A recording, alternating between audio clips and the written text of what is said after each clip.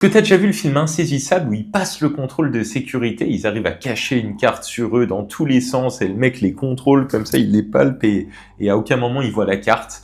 Alors bon, c'est un film, faire ça dans la réalité, je pense que tu peux t'entraîner des années, mais pour autant, ça montre une des techniques les plus utilisées par les magiciens professionnels. Et si tu ne me connais pas encore, ça fait plus de 10 ans que la magie, c'est mon métier à temps plein, et je l'utilise tout le temps. Cette technique s'appelle l'empalmage. C'est ce qu'on va apprendre dans cette vidéo. Alors, je te fais une petite démo de ce qu'est l'empalmage. Tu vas juste penser à la carte que tu vas voir, parce que vu que tu es derrière l'écran, tu peux pas la prendre, donc je fais défiler les cartes.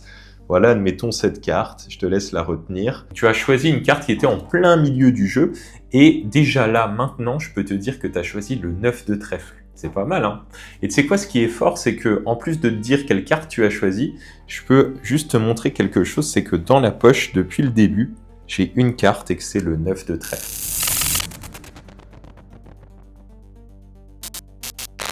Alors, la technique de base d'empalmage, c'est ça. Tu as une carte, 9 de trèfle, et tu veux la piquer. Alors, si tu es débutant et que tu sais pas trop comment faire, tu vas peut-être faire ça. Mais ça, c'est trop visible. Et il y a une façon de faire un peu plus subtile, un peu plus technique. Là, si j'ai le 9 de trèfle, que je veux la piquer, ce que je vais faire, c'est que je vais, hop, la mettre dans ma main, comme ça, très rapidement. Alors, décomposons étape par étape. Comment piquer une carte qui est sur le dessus du jeu? Comment empalmer? Eh bien, en fait, tu vas placer tes mains comme ça, ta main au-dessus du jeu. Et ce qui va se passer, c'est que tu vas appuyer avec ton petit doigt sur l'angle en haut de la carte et avancer un peu vers l'avant. Du coup, tu vois, naturellement, ça va la faire monter la carte. Tu vois ce qui se passe ici, des deux côtés? Elle va monter. Et donc, vu qu'elle va monter comme ça, ce que tu vas faire, c'est que tu vas ensuite la mettre dans la main. Donc, ça donne ça. Hop.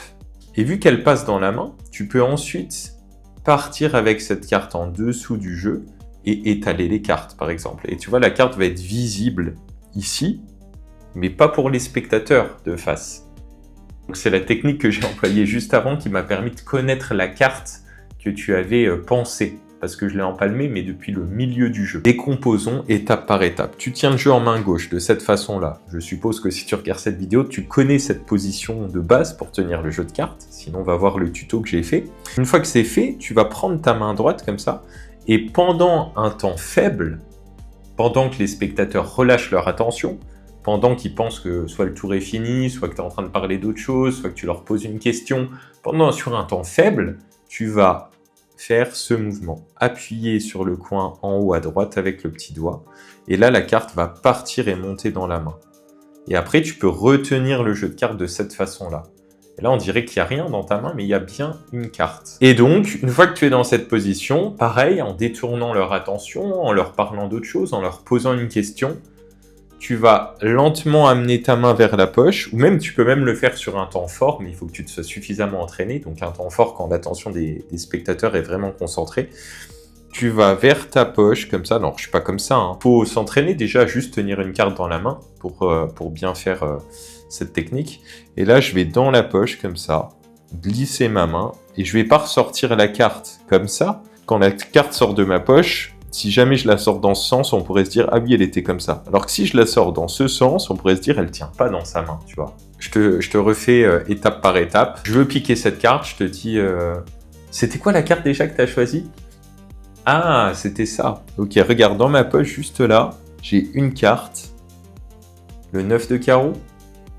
Donc tu vois, la technique, c'est vraiment, tu dois l'utiliser sur des temps faibles. Et tu dois bien t'entraîner pour que même si le spectateur regarde ta main, il ne doit pas se douter qu'il y a une carte dedans. Alors maintenant, il y a aussi ce qu'on appelle le back palm. Là, j'ai une carte dans la main, mais elle est de l'autre côté, elle est au dos de la main. Ok? Alors tu sais quoi, reste bien attentif puisque pour finir cette vidéo, j'ai envie de te faire un tour de magie qui combine ces techniques. Alors tu as vu qu'on pouvait empalmer la carte dans la main, comme ça. Et je viens de te montrer aussi qu'on pouvait la cacher derrière la main. Bon, pas comme ça, mais comme ça, ok? Et qu'est-ce qui se passe si on combine les deux techniques? Eh bien, ça donnerait ça. On fait monter la carte à l'intérieur de la main, et ensuite on peut mettre la main comme ça, et là, tourner la main pour de nouveau montrer la main vide. Donc en fait, les gens vont voir la main vide de ce côté-là, et aussi de l'autre côté. Alors, je te le fais et tu vas voir, c'est super impressionnant. Alors, faut pas que je me loupe, mais donc étape 1, je fais monter la carte dans la main. Étape 2, je tourne la main et normalement, là, t'as pas vu la carte passer. Alors, bien sûr, ça fait un mouvement un peu bizarre, tu vois, c'est pas très naturel, mais la carte est là et on ne la voit pas passer. Sauf que, c'est là où ça devient magique, si je fais aucun cut, aucun montage vidéo et juste que maintenant, on passe sur l'angle arrière de la caméra, bah normalement, maintenant, il n'y a pas de carte non plus. Si on repasse sur l'angle avant, maintenant non plus, comme si la carte avait vraiment disparu, tu vois. Alors on pourrait presque se demander si elle n'est pas invisible, mais pour autant, je t'assure qu'elle est là, parce que quand je vais la replacer sur le dessus du jeu, là, dans quelques instants, elle va réapparaître. T'es prêt? Hop, ça y est, la voilà.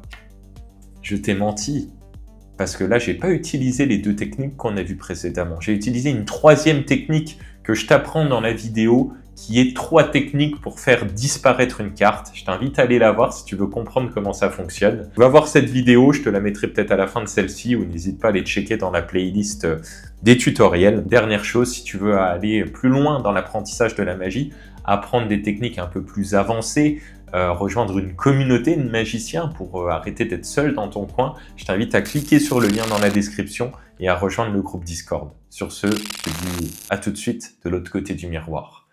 Ciao!